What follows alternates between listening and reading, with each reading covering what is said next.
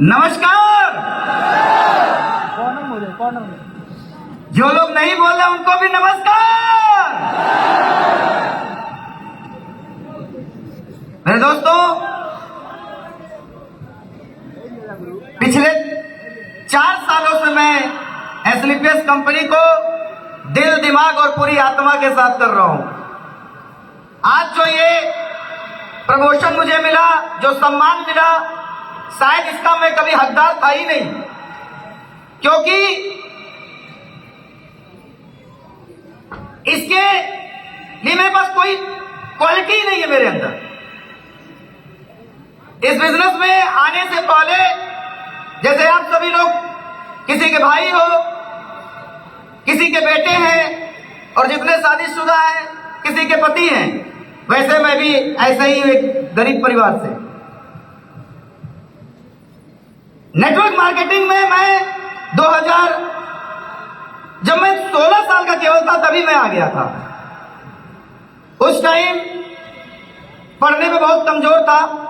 मेरे घर वालों ने मुझे पढ़ाने के लिए इलाहाबाद भी भेजा था, लेकिन मैं पढ़ने में कमजोर होने के नाते हाई स्कूल में ही मैं फेल हो गया। और जब फेल हो गया, और मैं समझता हूं यहां पर तो सारे पहली साल वाले होंगे, हम तो फेलियर लोग थे। और जब हम पास नहीं हो पाते हैं, चाहे वो डिग्री हो या जिंदगी के जीवन में, तो बहुत ही सुनने को मिलता है। हमने अपने पूरे जीवन में जब 16 साल की उम्र में नेटवर्क मार्केटिंग में पहली बार हम आए, जिस व्यक्ति ने मुझे पहली बार नेटवर्क मार्केटिंग में के बारे में मुझे बताया, वो आज हमारे बीच में तो नहीं है, लेकिन मैं उनका धन्यवाद जरूर दूंगा, क्योंकि अगर वो ना होते, उन्होंने नेटवर्क मार्केटिंग करने के लिए मुझे प्रेरित ना किए होते, तो शायद मैं नेटवर्क मार्केटिंग इंडस्ट्री को जान भी ना पाता। क्योंकि जब उन्होंने मुझे नेटवर्क मार्केटिंग के बारे में बताया था, मेरी उम्र 16 साल थी। वो मुझे एक ट्रेनिंग सेंटर में लेकर गए थे, आपके यही गाजीपुर जिले में सैदपुर स्थान है, वहीं पर पूरा प्लान मैंने अटेंड किया। लास्ट में आकर पूछते तुम्हें कैसा लगा, तो मैंने बोला कि मुझे बहुत अच्छा लगा। तो उन्होंने कहा कि करोगे, तो मैंने कहा नहीं, मैं तो नहीं करूंगा, क्योंकि उस टाइम नेटवर्क मार्केटिंग का मेरे पास समझ नहीं था। वहां जितने भी लोग आए थे वो सब लाखों और करोड़ों की बात कर रहे थे, 40 लाख 48 लाख साल की बात बता रहे थे। और उस समय में मेरे लिए बहुत बड़ी बात थी, क्योंकि मैं तो हर जगह से फेलियर था। न स्कूल में पास हो पाया, न समाज में जब पैसा नहीं था तो किसी ने नहीं पूछा कैसा है। और ये सही बात है, जब आपके पास पैसा नहीं होता है तो कोई हालचाल नहीं करता है। दोस्तों, समाज से सुना था कि जोड़ने वाला काम कभी नहीं करना चाहिए। इस एटीट्यूड में मैं पहली बार में ही बोल दिया मैं नेटवर्क मार्केटिंग नहीं करूंगा। मुझे बिलीव नहीं हुआ कि मेरे जैसा लड़का भी कामयाब हो सकता है। और मैंने जो सुना था कि नेटवर्क मार्केटिंग तो तुच्छ लोगों का बिजनेस है, उस समय की बात कर रहा हूं। तो सोच की वजह से मैंने नेटवर्किंग ज्वाइन नहीं किया। फिर वो लड़का मेरे पीछे पड़ा रहा, उसने बार बार बोलता रहा कि तू चलो चलो चलो। तो फिर मैं चला गया। फिर दोबारा से एक सेमिनार हुआ था इसी बनारस के नागरी नाटक मंडली में, और वहां पर एक महिला आकर बोली कि मैं नेटवर्क मार्केटिंग पिछले 6 महीने से कर रही हूं और आज मैं लगभग 3000 रुपए कमा रही हूं। तो मुझे उसकी बात समझ में आ गई, क्योंकि उस समय में मेरी सोच इतनी बड़ी नहीं थी कि मैं लाखों की बात करूं। मैंने एक बात समझा कि अगर ये महिला जो कि सब्जी बेचने वाली अपने आप को बताया था, अगर ये 3000 कमा सकती है तो मैं तो इसके बराबरी का काम कर सकता हूं, मैं भी कमा सकता हूं। क्योंकि लाखों की बात समझ में नहीं आया था, हजारों की बात समझ में आ गई थी। और मेरे दोस्त, 16 साल की उम्र में मैं नेटवर्क मार्केटिंग बड़े जोश के साथ ज्वाइन किया, पूरी शिद्दत के साथ काम किया कि आप तो आ जाएगा 48 लाख रुपया। लेकिन जब बाहर गया लोगों को प्लान करने के लिए, तो मैं हर जगह से हार चुका था। स्कूल में अच्छा ज्ञान न होने की वजह से फेल होना, और यहां भी जब मैं बाहर गया तो उस टाइम 16 साल का था, बच्चा ही था। अब थोड़ा सा वजन बढ़ गई, नहीं तो उस टाइम मेरी वजन 35 किलो से भी ज्यादा नहीं होती थी। और लोग कहते थे कि न तो तुम्हारा वजन है, न तुम्हारी लंबाई है, और तू 48 लाख की बात कर रहा है। क्योंकि मेरे दोस्त, भगवान की असीम कृपा रही मेरे ऊपर तो उन्होंने मुझे 5 फुट का बनाया और मैं इस बात को गर्व महसूस करता हूं। लेकिन इस बात के लिए समाज में उस टाइम सुन रहा था कि तेरी लंबाई नहीं है, तेरी हाइट नहीं है, तेरी वजन नहीं है, तू पढ़ा लिखा नहीं है, तू कमाया भी नहीं है। फिर जो जोश मिला था नेटवर्क मार्केटिंग ज्वाइन करके वहां पर उस कंपनी से, वो सब खत्म हो गया। फिर जब सब खत्म हो गया तो फिर करना क्या चाहिए, कि हमेशा सोचता था। और आपको बता दूं, 16 साल की उम्र में मैंने कंपनी को ज्वाइन, नेटवर्क मार्केटिंग इंडस्ट्री में आ गया था। लेकिन नेटवर्क मार्केटिंग से मेरा जो पहला चेक आया था वो 20वें साल में आया, यानी 4 साल तक मैं 1 रुपए नेटवर्क मार्केटिंग से नहीं कमाया था। 4 साल तक, 4 साल एक सिंगल रुपया नहीं कमाने की वजह से पेशेंस लेकिन नहीं टूटा। 4 साल तक 1 रुपया नहीं कमाया।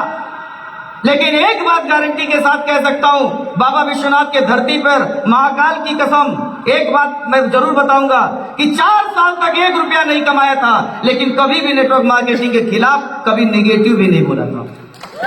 कभी नहीं, कभी हुआ ही नहीं निगेटिव। हर रोज एक उम्मीद रहती, क्योंकि जिस कंपनी में हम थे वहां पर मोटिवेशन खूब दबा के भरा जाता था। पैसा नहीं आता था, लेकिन एक चीज थी, उम्मीद था, कल आएगा, कल आएगा। मेरे डाउन लाइन में बहुत सारे लोग वहां सिल्वर बन गए थे, गोल्ड बन गए थे। मैं कुछ नहीं था, पैसे नहीं कमा रहे थे। जब पैसे नहीं कमाए तो घर वाले विरोध में आ गए कि पढ़ाई भी नहीं कर पाया। वो तो खैर भोले बाबा के आशीर्वाद से उनकी डिक्शनरी में मुझे मंदबुद्धि बनाकर भेजना था, लेकिन आज समझ में आता है कि मंदबुद्धि क्यों हूं। अभी बताऊंगा 2 मिनट बाद।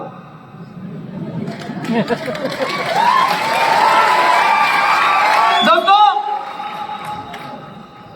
कभी निगेटिव नहीं हुआ, लगातार काम करता रहा। लेकिन प्रॉब्लम क्या आ गई, घर वालों ने हमेशा विरोध में आ गए कि तू 20 साल का हो गया, 21 साल का हो गया, 22 साल का हो गया, तो भी सेटल नहीं हो पा रहा है। न तू पढ़ाई करता है, न नौकरी करता है, कुछ नहीं करता है। पूरा घर वाले हमारे खिलाफ हो गए। 6 साल नेटवर्क मार्केटिंग करने के बाद उस कंपनी में सिल्वर में बना था। 6 साल में कुल 17,000 रुपए कमाया था। 6 साल में। लोग कहते हैं कि मेरे पास पैसा नहीं है।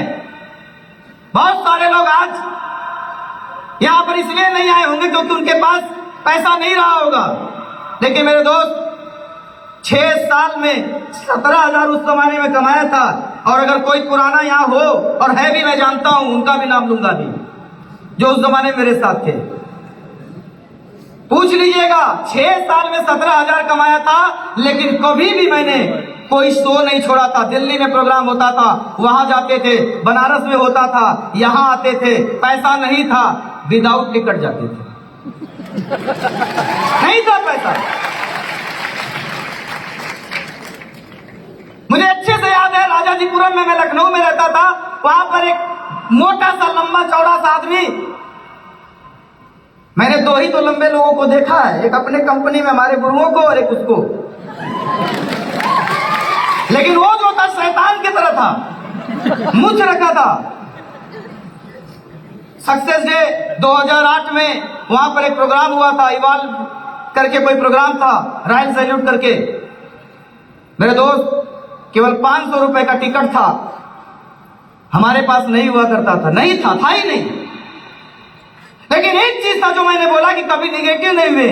पैसा नहीं था, ये कभी नहीं बोला कि मैं उस शो में नहीं जाऊंगा। ये हमेशा बोला, सोचते थे कैसे हो जाएगा, कहां से हो जाएगा। और उस शैतान मोटे जैसे आदमी से मैं 5 फीट का लड़का हिम्मत करके उससे 500 रुपया ब्याज पर मैंने पैसा लिया। उसने बोला कि ब्याज पे दे रहा हूं और वापस आना तो 700 रुपए देना। 500 का 700 रुपए उसको वापस करना था। और वो पैसा लेके विदाउट टिकट लखनऊ से दिल्ली, लखनऊ मेल जाती है ट्रेन, उसमें जनरल बोगी में बैठ के हम दिल्ली चले गए। लेकिन एक चीज जरूर यहां पे कहूंगा दोस्त, अपलाइन से पैसा नहीं मांगा था, बिजनेस मेरा था। और मैं बताऊं, वो ब्याज का पैसा जो उस टाइम मुझे दिया,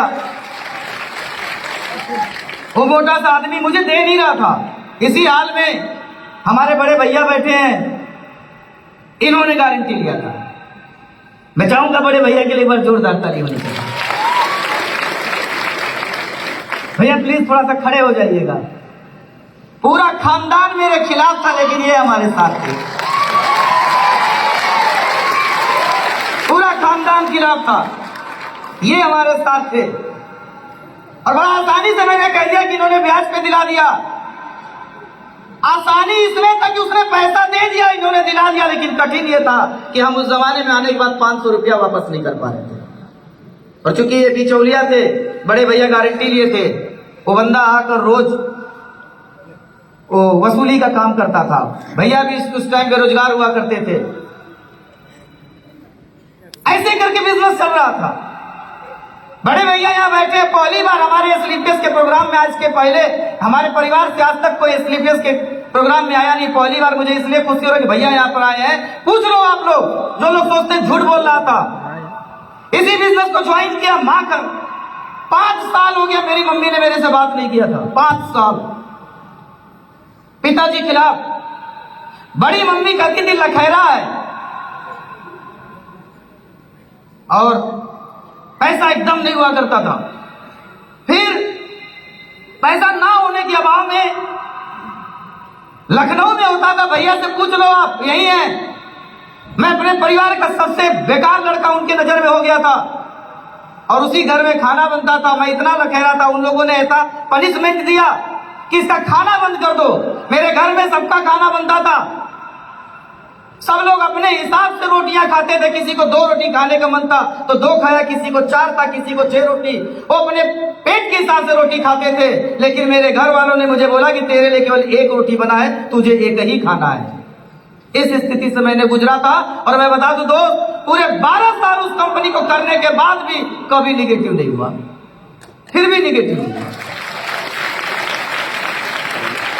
इसी घर में हमारी भाभी भी यहाँ बैठी, हालांकि छोटी वाली है। बड़ी वाली भाभी जब बिजनेस कर रहा था, फेलियर था, तो रात में जब जाते थे तो ये लोग दरवाजा भी नहीं खोलते थे। 2 बजे रात में पहुंचा, गेट नहीं खोलते थे। तो कुल मिला के कहना ये चाहता हूं मेरे दोस्तों कि अगर आप भी इस तरीके से हो, भाई तेरे प्रॉब्लम में हो, तो एक बार मुझे देख लेना कि हम भी उसी मुसीबत का सामना किए हैं अपने 18, 20, 22, 24 साल की उम्र में। और समस्या यही नहीं खत्म हुआ। लास्ट में पापा बोले कि तुम नौकरी कर लो, नौकरी कर लो। मैं कहता था 5 साल मुझे दे दो, 5 साल मुझे दे दो, सिर्फ 5 साल और झेल लो मुझे। 5 साल का समय मांगता था उनसे। दोस्तों 5 साल का समय मांगा, लेकिन समस्या ये आ गई कि लोग आज के तारीख में कोई तकलीफ आता है तो नेटवर्क मार्केटिंग छोड़ देते हैं। यहीं पर सुल्तानपुर से संजय जी बैठे होंगे। बात 2012 की है। मैं उस कंपनी में काम करता था, कंपनी के पॉलिसी के हिसाब से काम करता था। कंपनी वहां कोट पैंट बेचा करती थी। हम लोगों को बताते थे कि 10,000, 8,000, 8200 रुपए का कोट पैंट है, 2 कोट पैंट आएगा, 8500 रुपए का साड़ी है। इस पॉलिसी के अकॉर्डिंग हमने काम किया। शायद उस कंपनी वाले सारे ऐसे ही किए होंगे। लेकिन संजय सर से पूछिएगा, और इसी कंपनी में एक और हमारे सीनियर है जितेंद्र सर, हालांकि हमारे कॉल लाइनों में, उनसे पूछिएगा। कंपनी के पॉलिसी के अनुसार मैं काम कर रहा था, लेकिन अचानक सुल्तानपुर में कुछ बदमाश टाइप के लोग आते हैं, मुझे बहाने से बुला लेते हैं सुल्तानपुर के लंबुआ थाने में, और मेरे खिलाफ पुलिस केस कर दिया गया। और संजय सर बुरा मत मानिएगा, सच्चाई तो है कि उस टाइम आपने भी साथ नहीं दिया, क्योंकि आपको लगता था कि मैंने गलत किया है। हुआ यो था कि वो लोग ये आरोप लगा दिए कि 500 रुपए का कोट पैंट ये 10-10 हजार का बेच रहा है। दोस्त मैं नहीं बेच रहा था, कंपनी की पॉलिसी गंदी थी। जब ये पुलिस का केस दिल्ली तक पहुंचा, हेड ऑफिस में जनकपुरी में, तो मैं दब रह गया। तब तक मेरी उस कंपनी में लगभग 10,000 का टीम हो चुका था 12 साल में। और जनकपुरी जब हमारी पुलिस की टीम पहुंची वहां पर कि आपके टीम में, सोचो आप जिस कंपनी में 10,000 की टीम, और 12 साल से मैंने एक भी दिन घर पे नहीं बैठा, ना निगेटिव हुआ। उस कंपनी के मालिकों ने बोला कि मैं इस आदमी को जानता ही नहीं। ऐसे थे वहां के डायरेक्टर, जानता ही नहीं हूं। न टीम, कुछ लोग साथ दिए लेकिन सब हमारी तरह ही थे, गरीब। कंपनी ने साथ नहीं दिया। और आज तक किसी को बताया नहीं था। लोग डर जाते हैं थोड़ा थोड़ा में या निगेटिव हो जाते हैं। मुझे 6 महीने के लिए जेल के अंदर डाल दिया जाता है नेटवर्क मार्केटिंग। मैंने क्या गलती किया था? जेल के अंदर रहकर भी हमने कभी नेगेटिव नहीं हुआ। लोग डर जाते हैं ना। मैं जेल के अंदर 6 महीने रहा, लेकिन बता दूं जेल का रोटी कभी नहीं खाया था। नेटवर्कर था, अपना बनाते थे। छोटा भाई मेरा सोनू आता था,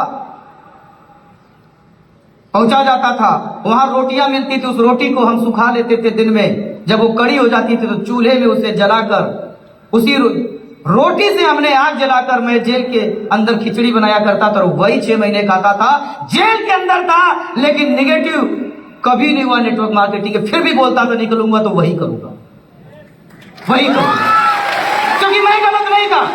मेरी मम्मी मिलने आती थी हमसे, सामने से आती थी। किसी का बेटा अगर भले 5 साल नहीं बोला, बात नहीं हुआ, लेकिन जब अंदर गया तो रोने लगती थी। मैं नहीं रोता था, लेकिन जैसे ही पलटती थी मैं भी रो देता था, क्योंकि पहली बार सामना हुआ था। लेकिन मेरे दोस्त, जो होता अच्छे के लिए ही होता है। वहां भी जाने के बाद भगवान श्री कृष्ण से भेंट तो ही गया। कहते हैं जन्म भी उनका तो वहीं हुआ था ना। एक व्यक्ति से मुलाकात हुआ, उसने भी बोला कि मैं भी गलत नहीं था, मैंने तो कंपनी के पॉलिसी के हिसाब से काम किया। फिर हम दोनों की जब भेंट हुआ, फिर थोड़ा सा कॉन्फिडेंट बढ़ा। 6 महीने बाद जब मेरी रिहाई हुआ, बेल हुआ, तो बेल होने के बाद जब बाहर आता हूं तो एक भी आदमी हमें रिसीव करने के लिए नहीं आए थे। जेल से जब बाहर निकला तो इस हाथ पे यहां पर जेल का मुहर लगा दिया गया था और बताया कि जहां जाओगे तुम्हारा किराया नहीं लगेगा, उस मुहर की वजह से। और मैं बस में बैठा, लोग कहते हैं कि नेटवर्क मार्केटिंग में पैसा नहीं आ रहा, निगेटिव हो गया। मैं बस में बैठा, मैंने कहा यही तो चाहिए था, किराया नहीं आता है। रोडवेज बस में बैठा, एक आदमी मेरे को रिसीव करने आया नहीं आता, और आएगा भी क्यों? क्योंकि लोग तो जमीन पर आकर गिरते हैं। मैं तो जमीन के अंदर घुस चुका था नेटवर्क मार्केटिंग की वजह से, जमीन के अंदर था। जब बाहर निकला तो पूरा परिवार मेरा साथ नहीं दिया। हर रिश्तेदार कहता था इससे मत मिलना, इसके संगत में मत रहना। ऐसा लगता था उन लोगों को कि मैंने अलकायदा ज्वाइन कर लिया, कोई संगठन। सब लोग निगेटिव हो गए थे, सारे लोग निगेटिव हो गए थे। कोई मिलना नहीं चाहता था हमसे, कोई बात नहीं करता था। लेकिन यह था कि जब मैं बहुत ज्यादा गड़बड़ हो गया तो उस टाइम मेरे घर वालों ने साथ दिया। पापा लेकिन वही बात पूछे, क्या करना है, क्या करना है? तो मैंने कहा बस वही करना है जो आज तक सीखा है, नेटवर्क मार्केटिंग करना है। तो कहते हैं कि तुम्हारा भूत अभी उतरा नहीं, अब कहां तुम्हें भिजवा दिया जाए। तो मैंने कहा पापा करना तो वही है, क्योंकि पढ़ना आता नहीं, लंबाई है नहीं, आर्मी में भर्ती हो नहीं सकता, टीचर में सिलेक्शन हो नहीं सकता। एक ही चीज है, थोड़ा बहुत नेटवर्क मार्केटिंग में प्लान समझा सकता हूं, वही तो करना है। पापा ने बोला कि फिर मैंने अब 5 साल का समय चाहिए। और मैं बता दूं उस टाइम मैंने एथलीट्स का प्लान नहीं देखा था, मैं कंपनी नहीं जानता था। मैं पापा से 5 साल खाली समय मांग रहा था। और जेल के अंदर रहते रहते पेट मेरा बहुत गड़बड़ हो गया, मैं बहुत सारी बीमारियों से ग्रसित हो गया था। 12 मई 2018 को मेरा ऑपरेशन हुआ था लखनऊ के अंतर्गत, और वहां पर भी कोई आया नहीं था। भाई जानते होंगे कि मेरा ऑपरेशन हो रहा था, और मेरे से लोग इतना परेशान हो गए थे कि लोग ये भी नहीं चाहते थे, मेरे ही घर वाले, कि ये बच्चे सच है। ये बहुत लोगों ने बोला कि ऑपरेशन ही फेल हो जाए। और आपको यकीन नहीं होगा, पीछे यहां पर इंजेक्शन लगा था। लोगों को अमूमन एक इंजेक्शन लगता है तो उसका आधा शरीर फेल हो जाता, सुन्न हो जाता है। हमारा तो बीच में ही स्टार्ट हो गया, क्योंकि आंखें बंद थी, ऊपर से सही था। तो यही सोच रहा था करेंगे क्या, बाप से तो 5 साल का समय ले लिया है, करेंगे तो करेंगे क्या। लेकिन मेरे दोस्त, भगवान की कसम, भोले बाबा की कसम, झूठ नहीं बोलूंगा, माता जी का नवरात्रि है, बेड पर सोच ही रहा था, उतने में ही प्रमोद गुरुदेव हमसे मिलने के लिए अस्पताल में आ गए। और जिस दिन ऑपरेशन हुआ तो उसी दिन गुरुदेव आए थे। मैं कमर से नीचे से आधा शरीर मेरा सुन्न था, आधा दिमाग थोड़ा बहुत काम कर रहा था। और प्रमोद सर भगवान के रूप में संतरा और सेब लेकर आए थे। आधा किलो दोनों रहा होगा मिलाकर, क्योंकि वो भी तो सिल्वर ही थे उस टाइम ना। और मुझे लगता है कि ये भी अपनी एक वक्त की खाना बचा के ही लेके हमारे पास आए होंगे। और आज इन्होंने उस टाइम एसलीपीएस कंपनी को के बारे में मुझे बेड पर बताया। अरे आप तो होटल में, मीटिंग में, दुकान में प्लान देखे होंगे, मैं तो अस्पताल में और बेहोशी के हाल में एसलीपीएस को पहली बार देखा।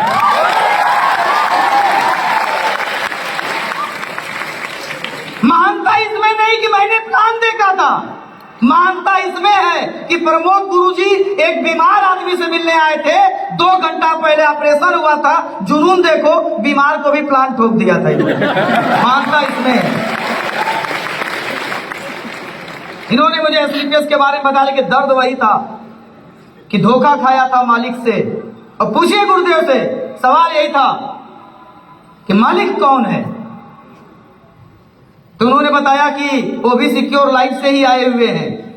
तो मैंने कहा कि सिक्योर लाइफ वाले तो बड़े धोखेबाज होते हैं, मैं तो धोखा खा चुका हूं, मैं न करूंगा, पूछ लीजिए, ऐसे ही बोला था। तो उन्होंने बताया कि ना, जैसे आप धोखा खाए हो वैसे वो भी धोखा खाए थे। धोखा खा के उन्होंने कंपनी खोला। मैंने कंपनी का प्लान बाद में देखा, मैंने मालिक को सुना, हमारे ग्रेट मेंटोर संजीव सर को सुना, और इन्होंने बात बोला, तुम कंपनी के पॉलिसी के हिसाब से काम करो, सिद्धांत के हिसाब से काम करो, गलत कभी मत करना, बाकी मैं बैठा हूं दिल्ली में, तुम्हारा कोई बाल बांका नहीं उखाड़ सकता। ऐसे मालिक का जब आवाज सुना, फिर ही डर आया मैं, क्योंकि मैं दुनिया से नहीं लड़ सकता था, 5 फुट का हूं, कोई भी मारता है गिर जाता हूं। लेकिन जब साथ मिला आपका, इनका विश्वास मिला कि आप अगर कुछ होगा तो ये खड़े रहेंगे, और इन्होंने बोला कि गलत मत करना, बाकी तुम्हारा कुछ नहीं कर सकता, इसलिए मैंने एसलीपीएस को ज्वाइन कर लिया, सिर्फ इसलिए कर लिया। और एज ए डायमंड आपसे कहना चाहता हूं अपनी पूरी टीम और जितने भी कॉल लाइन है, सर आप भी कभी गलत काम मत करना, कंपनी के पॉलिसी एथिक्स पर काम करो। इतना पावरफुल हमारे मालिक हैं कि सर आपका कोई बाल नहीं उखाड़ सकता, ये एज ए डायमंड मैं इस चीज को फील कर रहा हूं। दबा के काम करो आप भी, दबा के। और जब काम स्टार्ट हुआ, लेकिन प्रॉब्लम यह था कि मैं अस्पताल में था, मेरे पास पैसे नहीं हुआ करते थे, बेड पर लेटे लेटे पहले ही दिन मैंने, गुरुदेव ने मुझे बताया, आईडी लगी मेरी। और एक बात बताना चाहता हूं आपको कि मालिक तो मिल गए थे, लेकिन जब आईडी लगा, जहां भी मेरी आईडी लगी, मेरे एसएओ में और एसजीओ में 0 का टीम मिला मुझे, 0 का टीम। लेकिन खुशनसीब हूं कि डाउन लाइन में दोनों तरफ 0 का टीम मिला था, लेकिन ऊपर अप लाइन में मुझे 0 का टीम नहीं मिला। एक से बढ़कर एक धुरंधर और गुरुओं का साथ मिला।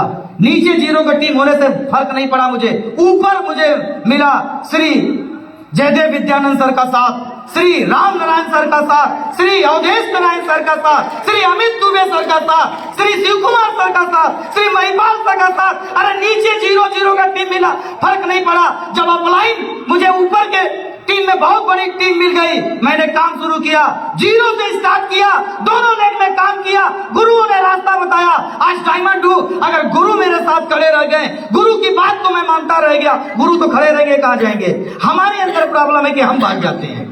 अगर मेरा दिमाग खराब नहीं हुआ तो गुरुओं की वजह से डायमंड बना हूं, गारंटी लेता हूं 18वां लेवल भी गुरुदेव की वजह से बनूंगा।